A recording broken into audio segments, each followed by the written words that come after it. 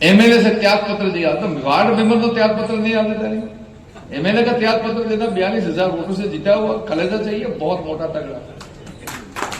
इस्तीफा देके मैं आया उस दिन जो लसाड़ा से लगाकर, लेकिन धार्मिक प्रवृत्ति मेरे शरीर में, मेरे मन में, मेरे मस्तिष्क में कूट कूट के भरी हुई है। बेणेश्वर का काम किया, मानगढ़ का काम किया, गोटियांबा का काम किया। आज खेमरा जी ने जो भजन गाया, ये भजन कहां से आया? ये भजन तो गोविंद गुरु लेके आए हैं। जब हमारे पास में 1 रुपया नहीं था, 1 पैसा नहीं था, पैरों में जूते नहीं थे, तन पे कपड़ा नहीं था, खाने के लिए अनाज नहीं था। 17 नवंबर 1913 में मानगढ़ के ऊपर युद्ध हुआ। कितने साल पहले गुरु गोविंद ने आदिवासियों को जगाया, और जगाने का मूल कारण था खाली भजन। दोणी स्थापित करो, भजन करो, साफ सुथरे रहो, दारू मत पियो, लड़ाई झगड़े मत करो, वेट विगार बंद करो। इस तरह का एक गुरु गोविंद ने आंदोलन चलाया, और इस आंदोलन की वजह से मानगढ़ के ऊपर लाखों लोग इकट्ठे हो गए। और 17 नवंबर 1913 में प्रातः 7 बजे अंग्रेजों ने गोली चला दी और 1,500 आदिवासी भाई मर गया। अब वो मर तो गए, लेकिन हम सबको आजाद कर दो। आज देश की आजादी के अंदर कई लोगों ने अपनी कुर्बानियां दी। कांग्रेस वाले कहते हैं कि हमने अकेले कुर्बानी दी। उस टाइम में न तो कांग्रेस थी न भाजपा थी।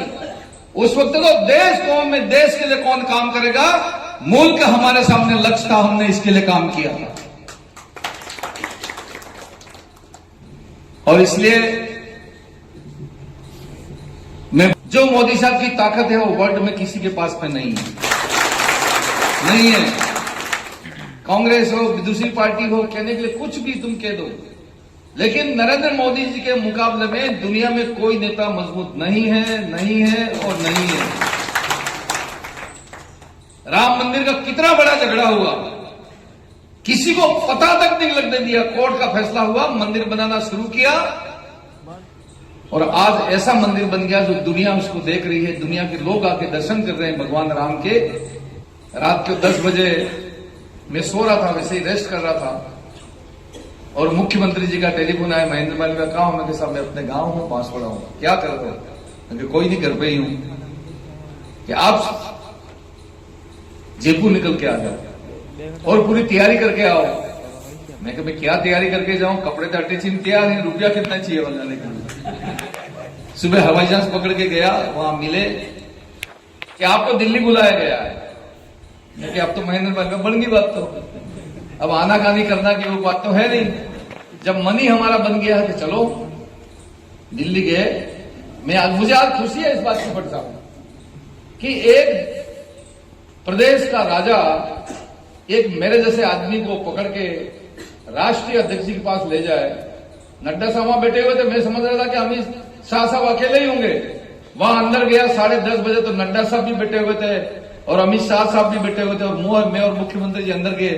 मैं क्या महेंद्र मालवीय तेरी संचय थी कि नड्डा साहब मिलेंगे कि नहीं मिलेंगे, ये अलग से टाइम लेना पड़ेगा। एक तो वक्त ही खुल गया कि दोनों मिल गए, और तीसरा मुझे लेके गया, अपनी तो होगी बल्ले बल्ले।